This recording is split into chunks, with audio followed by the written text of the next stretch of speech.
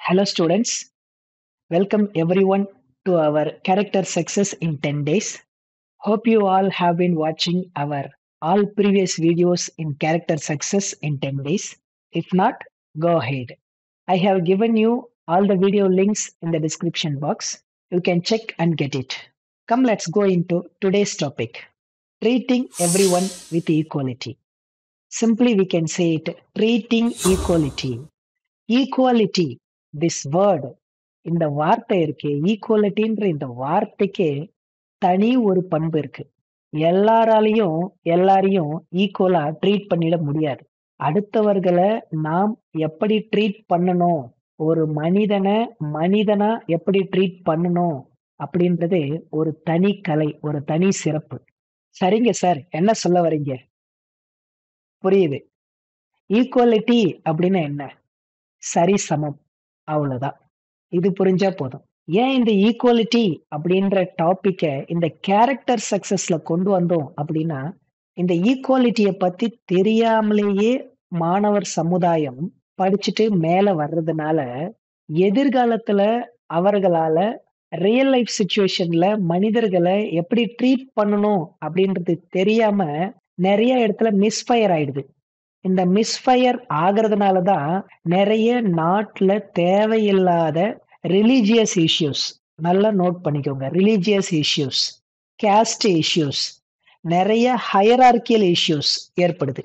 அப்ப இதெல்லாம் ஏற்படக்கூடாது அப்படின்னா இந்த ட்ரீட்டிங் ஈக்குவாலிட்டியை பத்தி ஆழமா தெளிவா அறிவார்ந்து படிச்சுட்டு வர்றது ரொம்ப ரொம்ப முக்கியம். அப்ப இது யார் சார் முக்கியமா தெரிஞ்சுக்கணும் அப்படின்னா, எதிர்கால சமுதாயத்தின் தூண்கள் யாரு? நீங்க தான். மாணவர்களாகிய நீங்க இந்த ட்ரீட்டிங் ஈக்குவாலிட்டியை பத்தி ஆழமா தெரிஞ்சுட்டு போயிட்டா பின்னாடி உங்களை யாரும் டிஸ்கிரிமினேஷன்ற பேரை சொல்லி கேஸ்டாலேயோ ரிலீஜியனாலேயோ வேற பல்வேறு விதமான ஹையரார்கி சிஸ்டத்தாலேயோ உங்களை யாரும் ஏமாத்தி உங்களை அந்த செயலை செய்ய வைக்க முடியாது. இப்ப புரியுதா இந்த ட்ரீட்டிங் ஈக்குவாலிட்டி மாணவர்கள் தெரிஞ்சுக்கிறது எவ்வளவு முக்கியம்னு? வாங்க, அதை பத்தி தான் இந்த வீடியோ ஃபுல்லா பார்க்க போறோம்.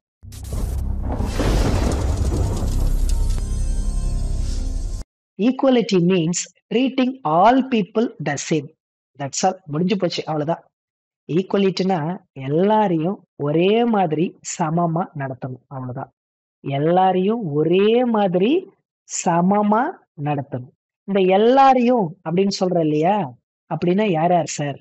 Weather rich or poor, tall or short, boy or girl, யாரா இருந்தாலும், whoever maybe, whatever maybe, யாரா இருந்தாலும், அவர்கள் என்னவாக இருந்தாலும் அவர்களை நாம சமமா தான் பாவிக்கணும், சமமா தான் நடத்தணும்.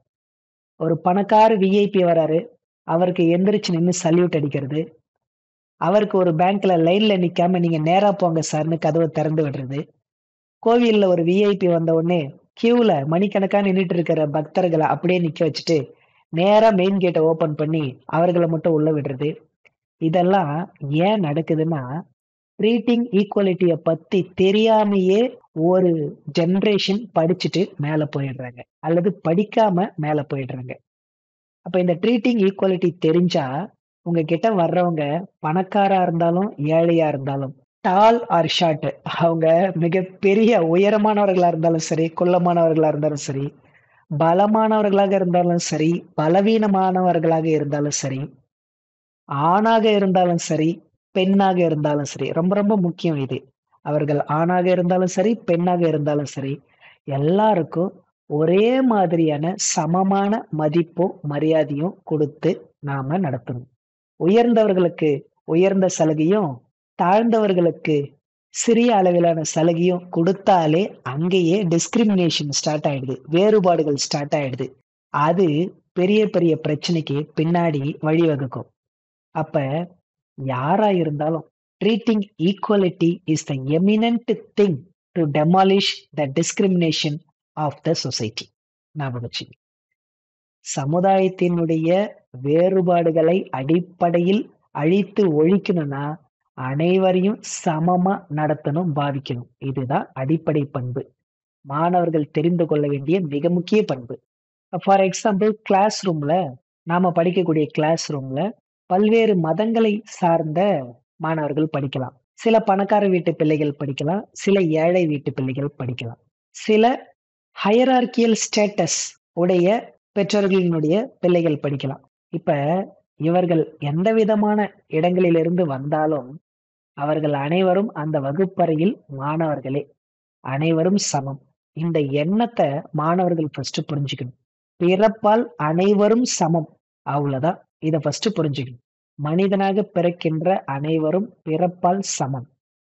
அப்புறம் எப்படி சார் அதுல நல்லவங்க கெட்டவங்க, உயர்ந்தவங்க தாழ்ந்தவங்க, சிறந்தவங்க, இதெல்லாம் எப்படி சார் கண்டுபிடிக்கிறது?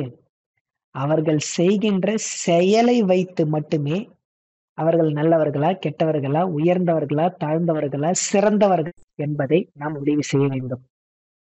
We should always decide a person. We should always value a person by seeing their actions, by measuring their actions. We should not see their origin. ஞாபகம் வச்சுங்க. அவங்க எங்க இருந்து வந்தாங்கன்ற மூல காரணத்தை வச்சு அவர்களை நம்ம மதிப்பிடக்கூடாது. அவர்கள் எந்த மாதிரியான செயல்களை செய்கிறார்கள் என்பதை வைத்து மட்டும்தான் ஒரு மனிதனை நாம மதிப்பிடணும். என்ன சார் பண்ணலாம் அப்படின்னா, ஒண்ணும் இல்ல. மாணவர்களா படிக்கின்ற பருவத்திலே இருந்து இந்த பாயிண்ட மைண்ட்ல வச்சுக்கணும். We should always respect all religions. எந்த மதமா இருந்தாலும் எம்மதமும் சம்மதம், அவ்வளவுதான். Whether they are Christian, Muslim, Hindu and so on. எந்த மதமா இருந்தாலும் அனைவரும் மனிதர்கள், அனைவரும் நம் உறவினர்கள், அனைவரும் நம் நண்பர்கள். அந்த புறநானூற்று வரிகளில் வருவது போல, யாதும் ஊரே யாவரும் கேளீர். இந்த உலகத்துல இருக்கிற எல்லா ஊரும் நம் சொந்த ஊர் தான், எல்லாரும் நம்முடைய உறவினர்கள் தான் அப்படின்ற அந்த அழுத்தம் திருத்தமான வரிகள் நம் மனதில் மாணவர் பருவத்திலேயே பதிந்திருக்க வேண்டும். When we treat everyone equally, we should gain pure respect, friendship and love. நம்ம அனைவரையும் சமமா நடத்துகின்ற பொழுது ஏழை எளியவர்கள் பணக்காரன்ற பேதம் இல்லாம, உயர்ந்தவன் தாழ்ந்தவன் அப்படின்ற பேதம் இல்லாம எல்லாரையும் ஒரே மாதிரி அன்பா நம்ம ட்ரீட் பண்ணும் பொழுது நமக்கு உண்மையான நட்பு, உண்மையான மரியாதை, உண்மையான அன்பு இந்த சமுதாயத்திடம் இருந்து திரும்ப கிடைக்கும். ஞாபகம் வச்சுங்க. இன்னும் இது புரியறதுக்காக ஒரு திருக்குறள் சொல்ற, நல்லா கவனிங்க. இறைமாட்சி யாதெனின் கொல்லோ பிறமாட்சி பேரெய்தல் அன்றே வெளி. இறைமாட்சி யாதெனின் கொல்லோ பிறமாட்சி பேரெய்தல் அன்றே வெளி. 972வது திருக்குறள் இது. இதுல திருவள்ளுவர் என்ன சொல்ல வர்றார்னா, a person's greatness is not decided by their birth and wealth, but by their good actions and character. ஒரு மனிதனின் உயர்வு அவருடைய பிறப்பை வைத்து மதிப்பிடக்கூடாது, மாறாக அவர் செய்கின்ற நல்ல செயல், அறம், குணம், அறிவு, தெளிவு அவற்றை வைத்துதான் அந்த மனிதனுடைய உயர்வை மதிப்பிட வேண்டும் என்று திருவள்ளுவரே கூறியிருக்கிறார். ஆகவே மாணவர்களே, ஒரு மாணவரா நமக்கு இருக்கக்கூடிய முக்கிய பண்பு என்னன்னா, ட்ரீட்டிங் ஈக்குவாலிட்டி. எல்லாரையும் சமமா பாவிக்கணும். வகுப்பறையில் இருந்து அந்த சமமாக பாவிக்கின்ற அந்த பண்பை நாம் கற்றுக்கொண்டால், பெற்றுக்கொண்டால் தான் வகுப்பறையை விட்டு எதிர்கால சமுதாயத்தில் நாம் காலூன்றும் பொழுது, வேரூன்றும் பொழுது இந்த பண்பு எதிர்கால சமுதாயத்திற்கும் விதையாக பரப்பப்படும்.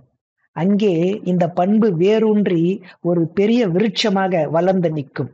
நாம் விரும்புகின்ற, நாம் எதிர்பார்க்கின்ற ஒரு சுபிட்சமான தலைமுறையாக வளர்ந்து நிற்க வேண்டும் என்றால், வகுப்பறைக்குள் ட்ரீட்டிங் ஈக்குவாலிட்டி என்ற இந்த பண்பை நாம் கற்றுக்கொள்வது நம் ஒவ்வொருவரினுடைய தலையாய கடமையாகும். ஏன் சார் இத இவ்வளோ வலியுறுத்தி சொல்றீங்க அப்படின்னா, காரணம் இருக்கு. ஏன்னா equality creates unity, unity builds peace, peace makes a strong society. அப்ப ஒரு வலிமையான சொசைட்டி அமையணும்னா ஃபர்ஸ்ட் ஸ்டார்டிங் ஸ்டெப் என்ன பண்ணணும்னா, ஈக்குவாலிட்டியை பத்தி அனைவரும் தெரிஞ்சிருக்கணும். இப்போ உங்களுக்கு கொஞ்சமாச்சும் ட்ரீட்டிங் ஈக்குவாலிட்டினா என்ன அப்படின்னு தெரிஞ்சிருக்கும்னு நம்புறேன். See you in the next video. Until I am Ramji, always be with you to guide, teach and inspire. Take care. Bye bye.